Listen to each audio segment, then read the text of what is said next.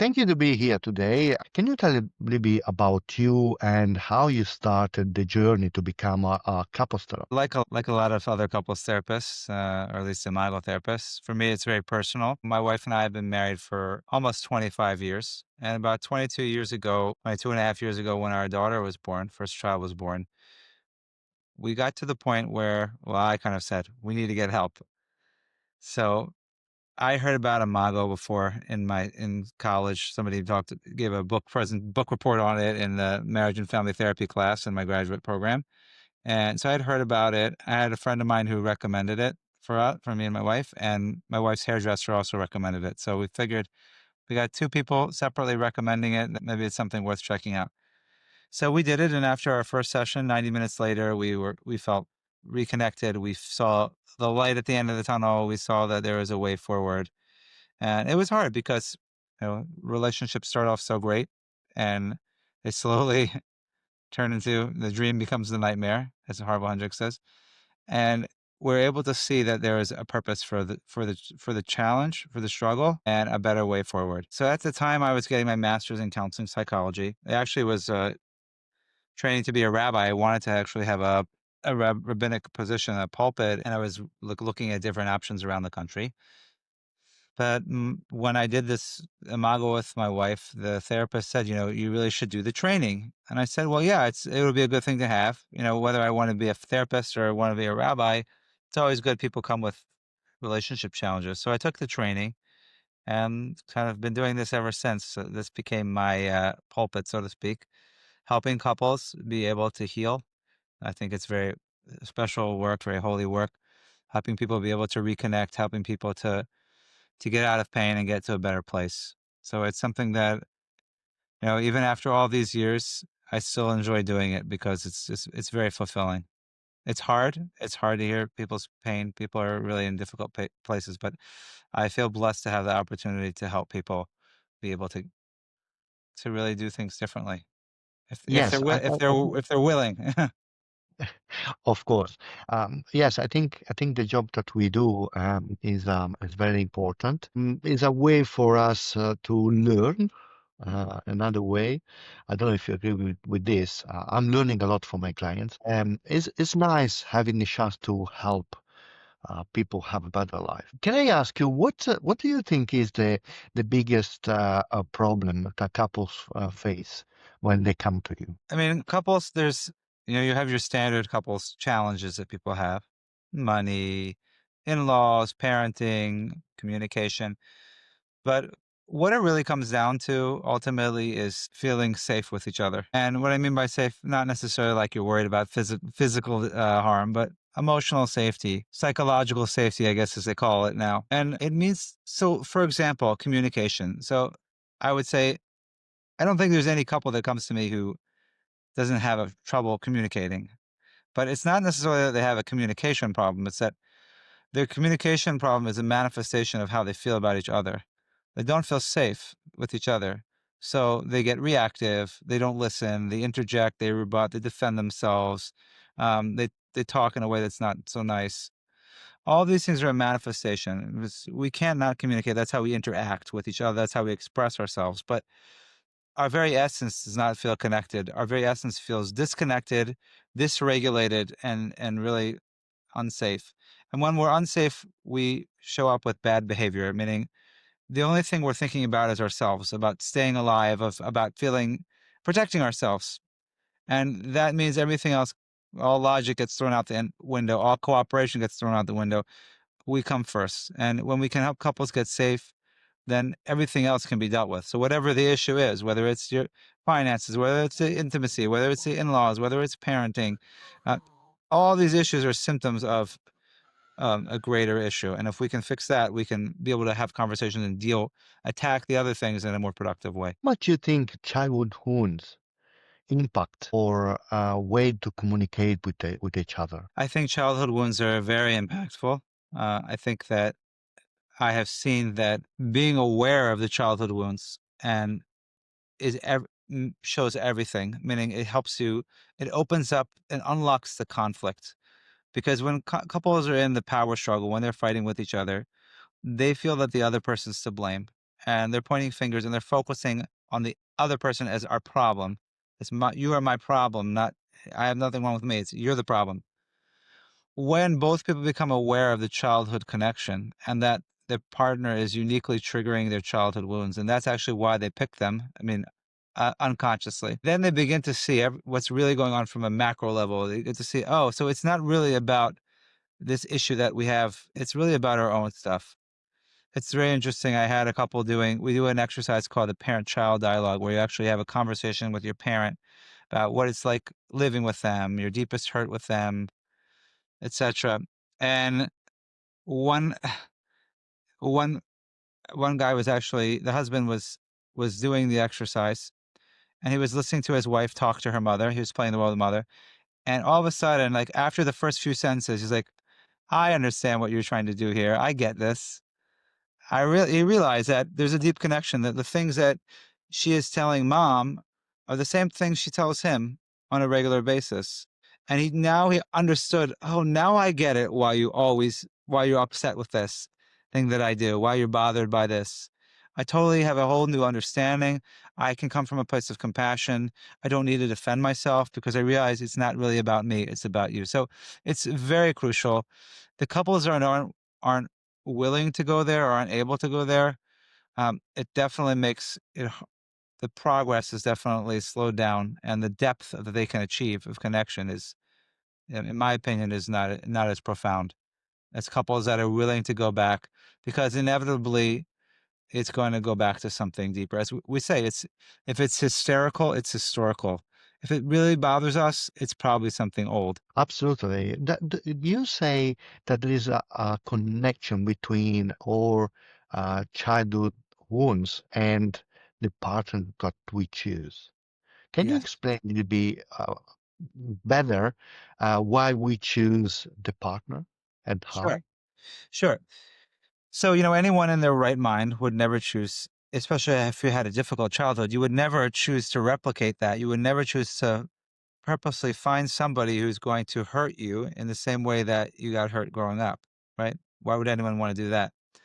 But the truth is, our selection of our spouse is not intentional. Meaning, you have intentional things. You have things why I fell in love with my wife, the things that I liked about her. But then there is the what's going on the subconscious level. And this is what the Imago is. In Imago therapy, the theory is that we are looking for our Imago, which means we all have an unconscious image of our ideal partner. And we're looking for someone that feels very familiar to recreate those experiences, the positive and the not so positive experiences. So we're attracted to someone, and we may have very good conscious reasons why we chose them, but there's also something going on beneath the surface that we're not aware of. So in the beginning, in the romantic stage, we feel really good. We're not able to see the bad things. And even if we are, we overlook them because we think that the good overweighs the bad. We'll get through this. This is the one for me. And then once we commit and we get married, or even before that, we start to see what happened here. This is not what I thought I was getting into. And then you start experiencing some of those negative things. Now, most people aren't aware that the negative things are coming from the childhood. The things that bother you most about your spouse are probably your own issues that are being triggered. Now, as I said, no one consciously would do this. But why is it set up this way? Why why couldn't it be that you could just, let's say, okay, I grew up, let's say I didn't feel validated by my mother growing up, let's say. So I'm gonna even unconsciously look for someone who is really good at validating me and they can heal my childhood wound. Well, that's not the way. It would be nice if it worked that way and people would live happily ever after, but that's not the way it works. We actually look for someone who has a very hard time meeting that. Actually, it might be the hardest thing for them to do. So the thing that I need most, let's say, to heal that, feel validated, will be the hardest thing for my partner to do. And why is that? Because what I need to heal is what they need to grow. And if I just complain, they're just going to get defensive and not listen. But if they can hear my pain, they will have compassion, want to help me heal, and in turn, they will be compelled to grow into that part of themselves that they might not be good at because of their childhood. And we see that the contrasts, it's so much more powerful if you can imagine going back to your parent and having them give you your parent who was unable to give you validation, who was unable to give you presence, love, support, whatever it is that you needed, and then you could actually get them to give it to you. That would be so powerful. So you marry someone who also can't give it to you, but if you could get them to give it to you, then that's much more impactful, much more healing than if you would just marry somebody who would just be able to give it to you right on the spot. So it's like Yeah, the light that comes uh, amidst the darkness is much more powerful than the light that you have in a bright room, which is, not discernible. this is why some people, when they find this other partner that is settled, that is secure, is uh, is is actually a good person, um, a human being, they find them, um, I say, boring because they need this up and down from that remind them the childhood with the parents. That's correct. Yeah, so you're saying that like instead of just looking for some like a good, nice, like boring person, like you need to have like people are almost like looking for the stimulation, looking for the challenge, looking for the conflict, the drama, maybe. Yeah, yeah. The drama that maybe they experienced when they were kids at home, Yeah. when the parents were arguing all the time, and now you find someone that is good, is stable, doesn't argue, doesn't raise the voice. Now this is wrong. If you have this mindset of looking for something chaotic, that's correct. Yeah, I mean, it doesn't always have to be chaotic. I mean, people do find there still could be things that trigger you. Meaning, even if you're not looking for someone, and it sometimes depends on how much work you've done on your childhood before you get married. But you're not. People aren't always looking for the chaos in their partner. So, like for example, like my wife had a very different childhood than mine. She had a very difficult childhood. Her parents got divorced when she was 11. It was very volatile. On the other hand, my childhood was much different than that. It was much more stable. My parents were married, 50 plus years. And so she liked that. My wife liked like I was the opposite of chaotic. I was like the stable, kind of maybe boring person. But there's still things about me that pushed her buttons and triggered her. So it doesn't mean that you have to look for the same crazy. And sometimes people, if they don't find it in their partner, they'll try to create it themselves. But that's Mhm. that's the fun part of about all this. I know that Imago therapy is very known for the communication skills. Yeah, um, the communication skills that you teach. Can you talk about the communication style of Imago therapy? The main therapeutic intervention is what we call the Imago dialogue. And the idea is that the Imago dialogue is a very structured conversation that helps you create that safety. So a lot of people focus on Imago. They think, oh, it's just a communication technique. Well, it's not a communication technique. I mean, we have to communicate. I mean, otherwise, what are we going to do with the couple? And they have to learn how to be able to talk to each other. But it's a way to create connection, create safe connection, the way to help co-regulate our brains because our brains are coming in anxious from our own childhood attachment issues, and it's an opportunity to have an encounter between two people to connect. So it's a very structured process. One person shares, the other person is not allowed to respond. Well, their job is to mirror back. They repeat back as close to verbatim what they said. And people might say, I had somebody today that was fighting me tooth and nail about it. They were just like, this is just, I mean, she was very triggered by it. I don't like this. Why do we have to do this? This isn't not normal. I don't want to have to do this at home. And I said, how are you communicating at home? How is that working for you? Do you want us to just communicate how you do at home and see how it goes? It's not working. It's not getting anywhere. So we need to try something different. So it is radically different, but for situations that are when most couples are coming for help, they need help. We need to do something radically different because if we don't, it won't change. So sometimes we have to go from one extreme to the other. If the relationship is totally unsafe, if the communication is totally unsafe, we need to go to the extreme to create so much safety that everything is very orderly, everything is very structured. The brain can calm down, you can co-regulate, And then finally, you can actually show up with each other and show up as your best selves as opposed to as your whatever reactive self that we normally show up to when we're having conversations. So I find it to be extremely helpful. Uh, it's remarkable and the change that it can help affect in a relationship because couples will come and they have talked about the same issues in therapy for 30, 40 years and they have one Imago dialogue and it's like, now I finally understand why this bothers you. Or, oh, I have an idea. Why don't we do this? A new solution. Never thought of before. Why? Because they spent 30, 40 years arguing about it from a place of reactivity. They weren't able to access their prefrontal cortex, which means there's no logic, no intuition, because they're just fighting to survive. So it just changes the whole dynamic and it creates a whole new reality. So I think it's and the one other point is that it's something very practical that couples can replicate at home. In the beginning, it might be difficult, but it's a tool that they can do and they can use for anything. They don't need to be dependent on therapy for the rest of their lives because there's always going to be problems. I think therapy focuses a lot on solving the problems, but there's always going to be issues in a relationship. The question is, how do we handle that? How do we handle the issues? And if we don't empower couples to be able to handle them, then they're just going to be coming to therapists for the duration of the relationship. Maybe that's good for therapists financially, but like I personally don't.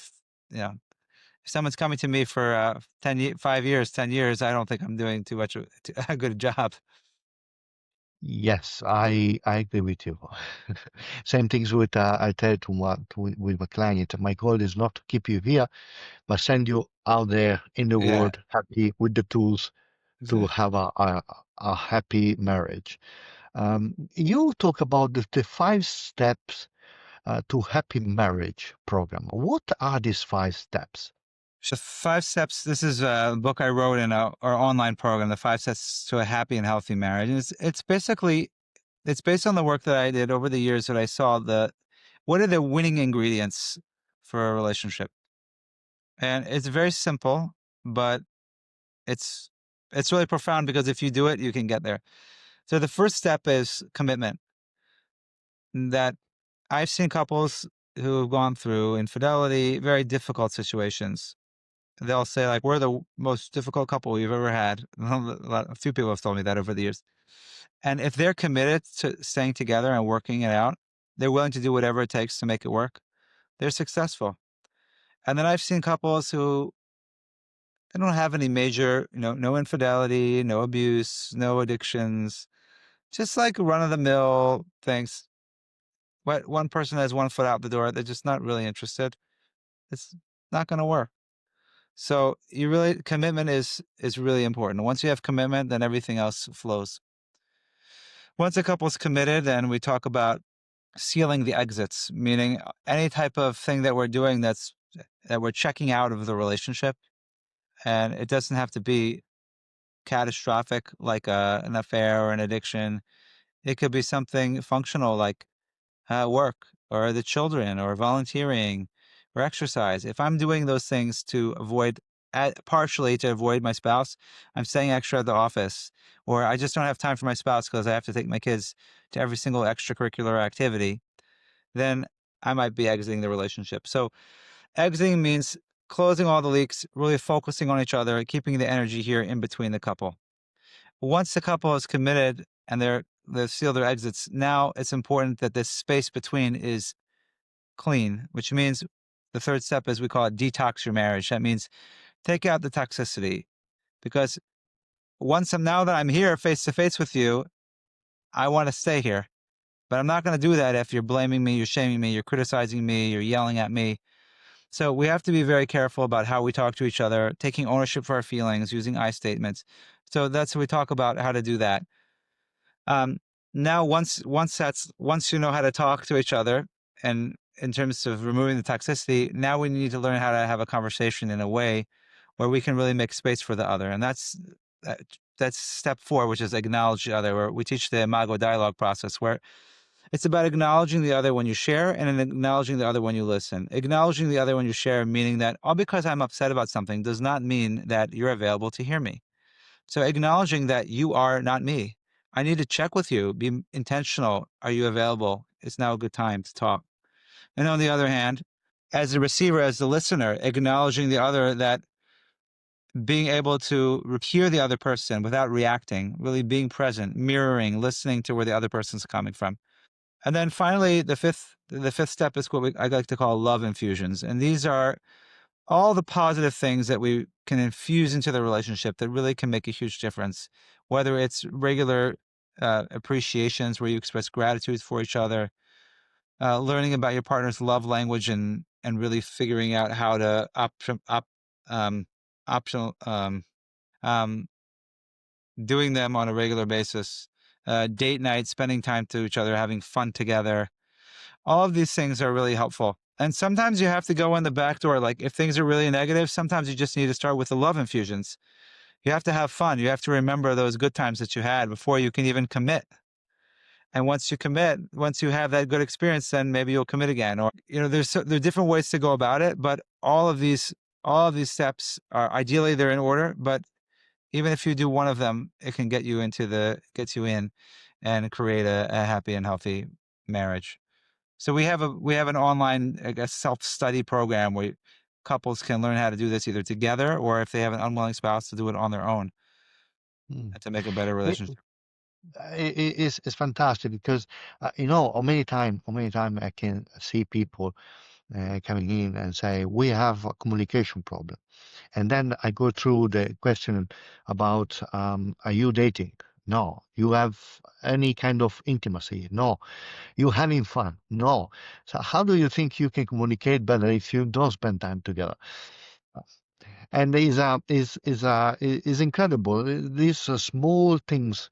I like the way that you put down the 5 steps because in my mind, um, it's natural. Is about commitment. This is why there is the people can commit, get married far more stay than the one to just live together. You agree with this? I think so because if you commit and you officially get married and there's a little bit more invested there. Whereas if you're just living together, sometimes and partners, it still could feel, even though people could, for some people, it's just like they're married, but it's just not officially married. But there still could be this feeling that, okay, like I don't really need to stay. Like if this isn't good for me anymore, I can just call it quits, and it's not so messy because we're not officially married. But once a couple is married, they're making a statement that I'm dedicating myself to this person, and I'm here to make this work. So there's a little bit more skin in the game. I was reading your testimonial on your website, and I've seen people say beautiful things about the work that you done with them. And can I ask you, at what point a marriage is too far gone to actually work on a relationship, or there is always a chance to save the marriage? I like to believe that there's always a chance to save a marriage. I've seen people that have been pretty far gone. I think that some of the challenges where I see that it's just almost impossible. If someone's having an active affair, they don't want to stop it. It's kind of almost impossible because it's like you're dealing with one person, your spouse is you're in the power struggle with, and then you're having the romantic phase with somebody else. Well, even if you want to, you can't think logically. You're basically on a drug. And so there's really like there's no fair comparison. So in those situations, it's almost impossible. Like sometimes you can wait it out long enough, and maybe the affair will end, and they'll get back to their senses. But it really is difficult in those situations. Now, other situations, sometimes people get so tired and so exasperated that they give up. And when that happens, they don't have any fight in them. Meaning, like when there's tension, sometimes that's good because there's energy there. But when there's no tension anymore, when they're just like completely given up, it can be a lot more difficult.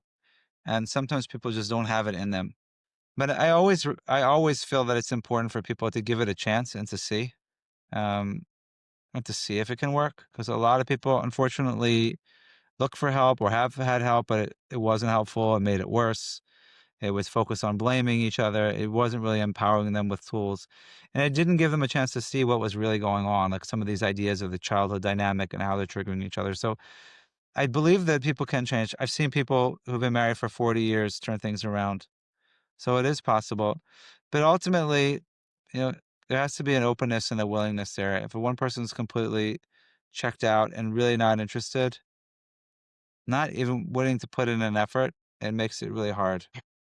Do you think is the job of the therapist say if there is no chance for the couple? I don't think it's a therapist's job to make that decision, because this is a decision that the couple has to live with, and they need to be able to make that decision. And if they have children, of course, it impacts more than just the two of them.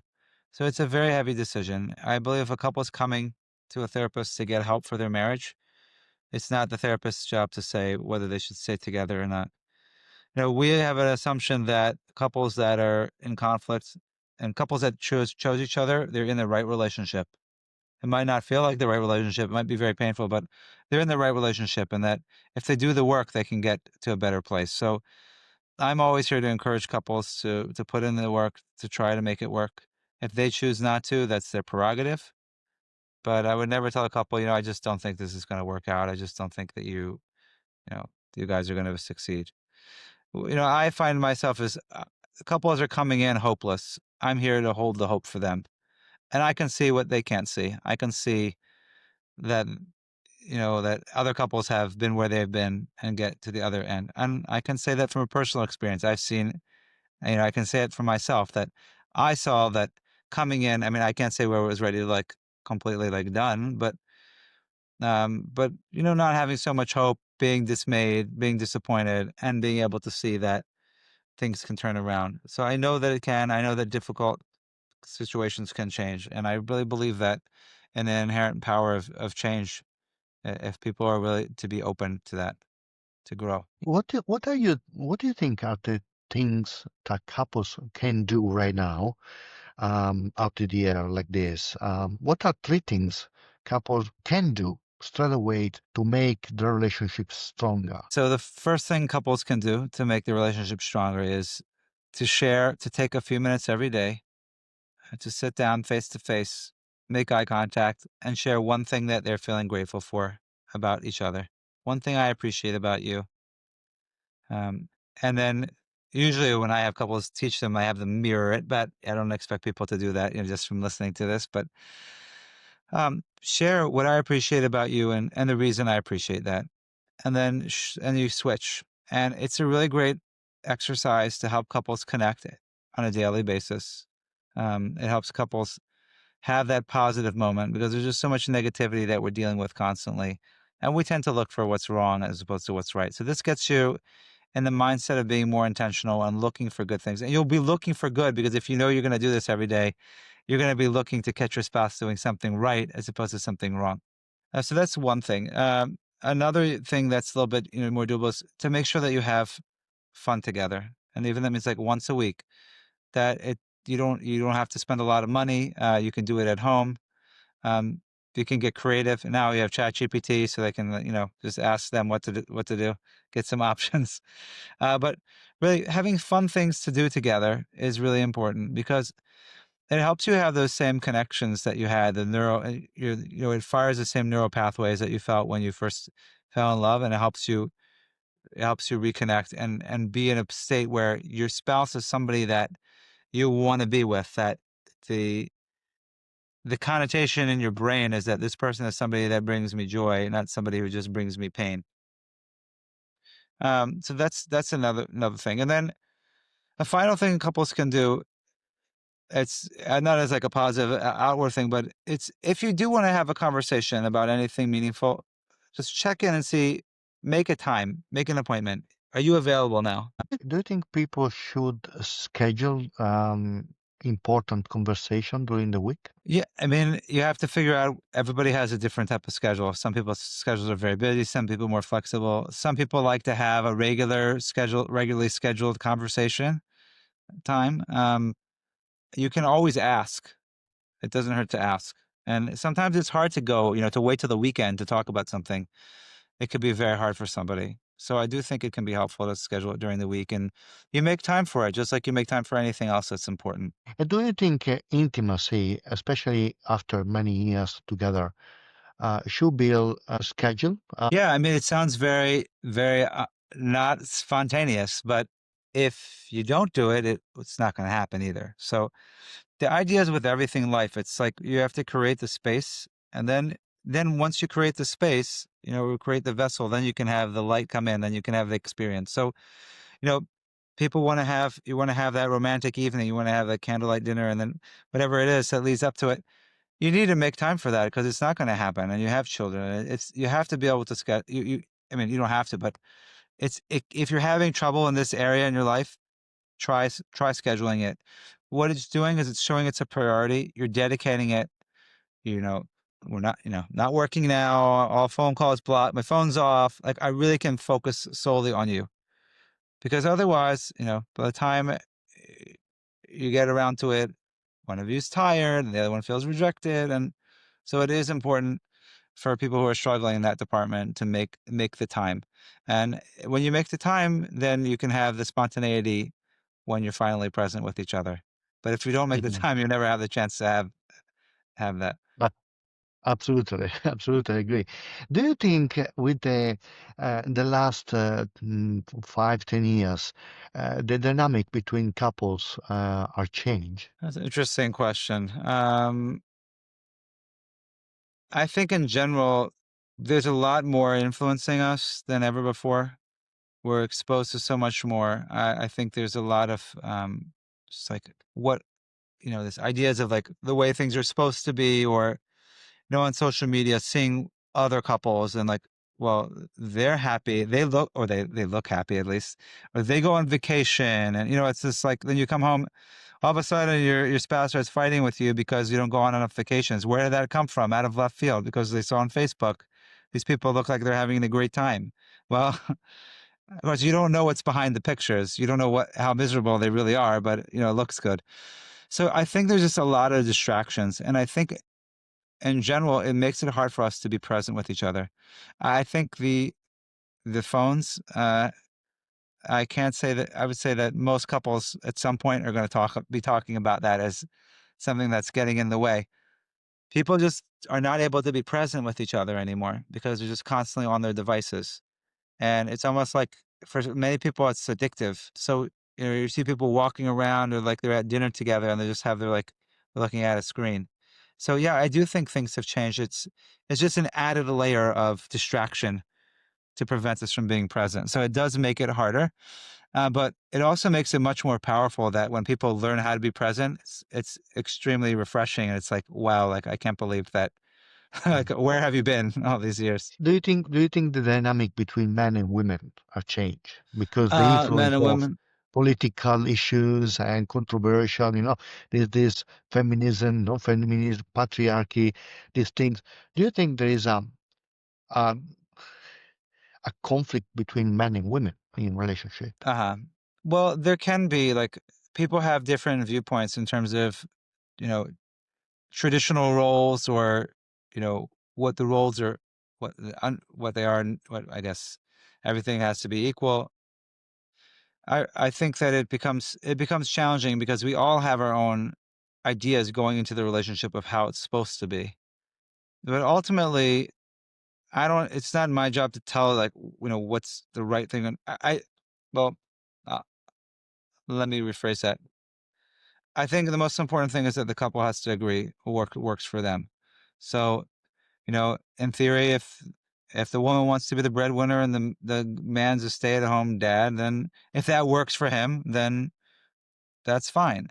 But if he resents it, if he feels emasculated, then that can be a problem. I do think that is a little bit of a challenge. I think a lot of men um, feel emasculated that as much as we want to say that there's no difference between the genders, I mean, there is a difference. There's physiological difference. I mean, scientifically, there are differences.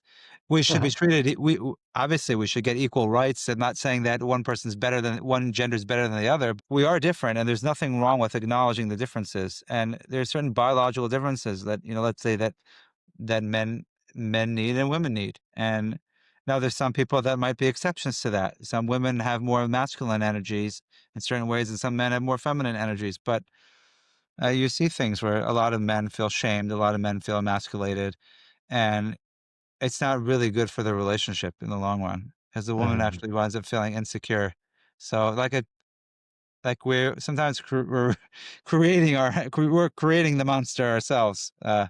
So I think that it's like, we need to we all because somebody came out and said, today, with some saying this is the way it should be, tomorrow it'll change. So we don't need to go with the fads. We need to figure out what's real, what's not real, and what works for this relationship. And if it's a yeah. problem for this relationship, it doesn't matter what some therapist says is you're supposed to do or not do.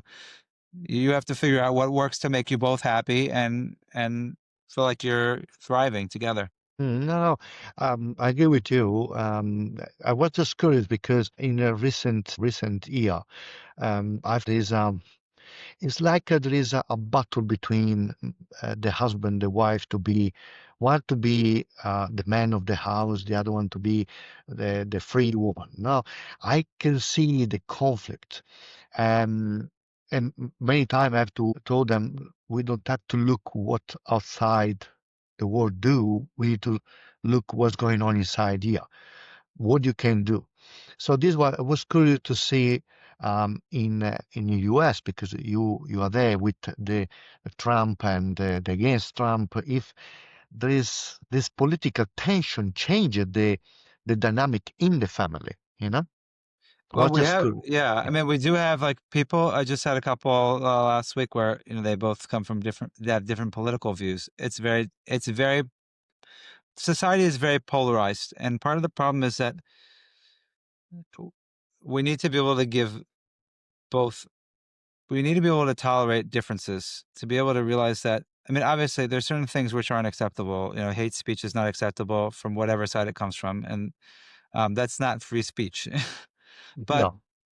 but if people have a disagreement, we need to be able to talk about it. If I support immigration or I'm against immigration or whatever, both people have perspectives, reasons why they feel strongly about what they do, and we need to be able to make a safe space to be able to have a conversation about it, as opposed to what's happened in our country is, oh, if you don't agree with me, that you're crazy. And I mean, even therapists won't see people because they have I just can't talk. I can't help somebody who voted for this guy or that guy. I mean, it's gotten a little bit insane, and it's really I think it's the profession has gone off the deep end. I think that it's not really true to what we're supposed to be doing, which is really being able to teach people that we can remain in relationship.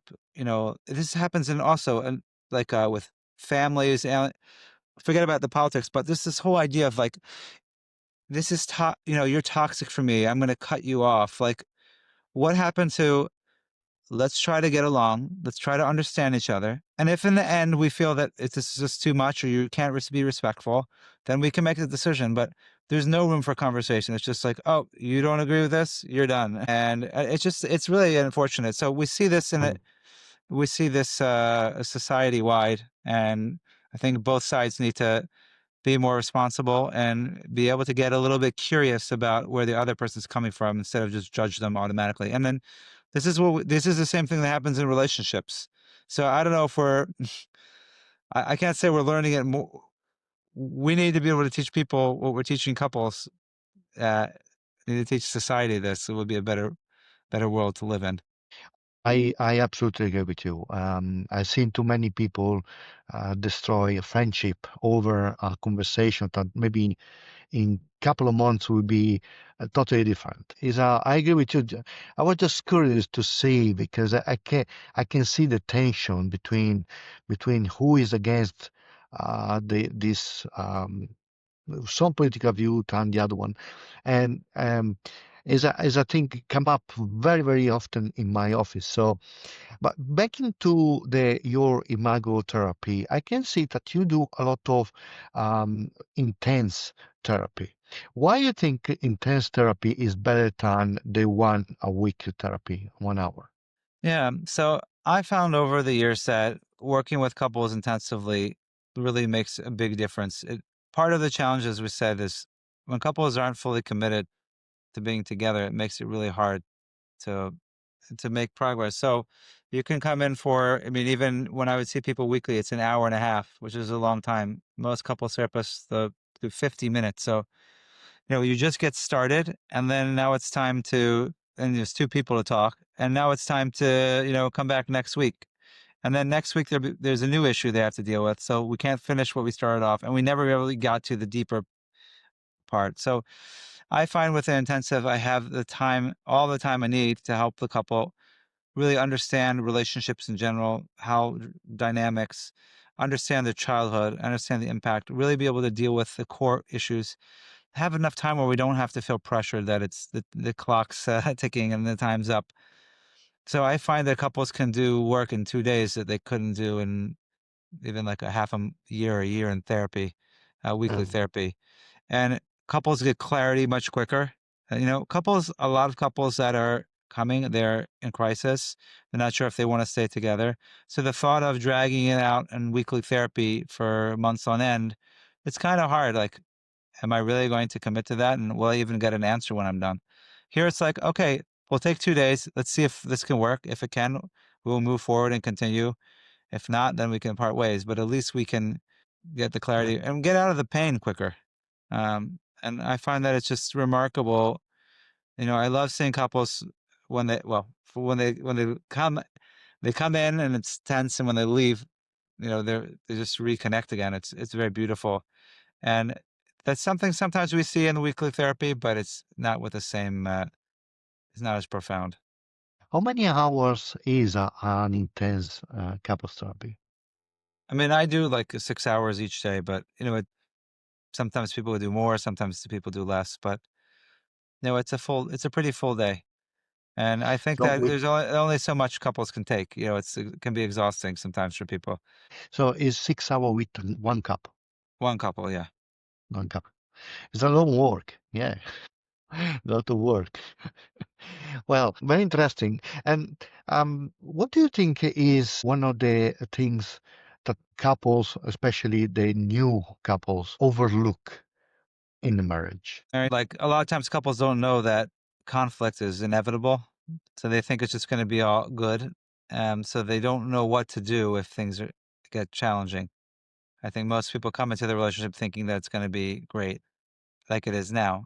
So that's one important thing. If couples knew about beforehand, it would be helpful. Everybody has their own little things that they find out about each other that they wouldn't have thought of talking about beforehand. That they don't realize that even just like some of the day to day sharing a living space with someone else.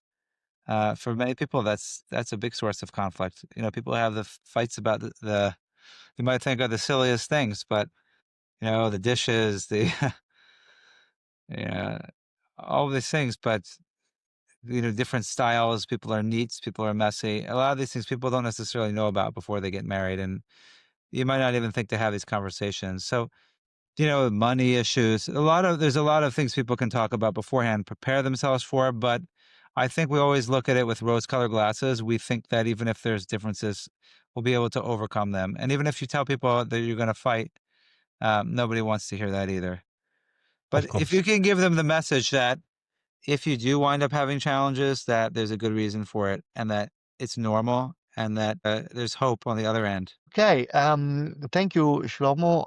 We are at the end of this interview for today. Would you like to, if anyone listen this podcast want to work with you, where they can find you? Yeah, if they go to the marriagerestorationproject.com, the and we have our private intensives, and as well as group workshops and our online course, a 5-step course that we talked about. Wonderful. There's things that you want to say to the couples that are listening about marriage. I would say don't give up hope. There's a reason why you chose each other. Uh, with anything people get from medical diagnosis, they will get a second and third opinion. They're not just going, even if you've done therapy and it didn't work, they will get a second and third opinion. Nobody wants to settle with a negative diagnosis. The same thing for a couple. That there can be a better way, all because it hasn't worked till now doesn't mean that it hasn't. Doesn't mean that it can't. So find the right help and things can be better. Wonderful, wonderful. Thank you, Shlomo. See you next time. Thank you, guys, for everybody listening. We see on the next appointment with Progress Over Perfection. Ciao.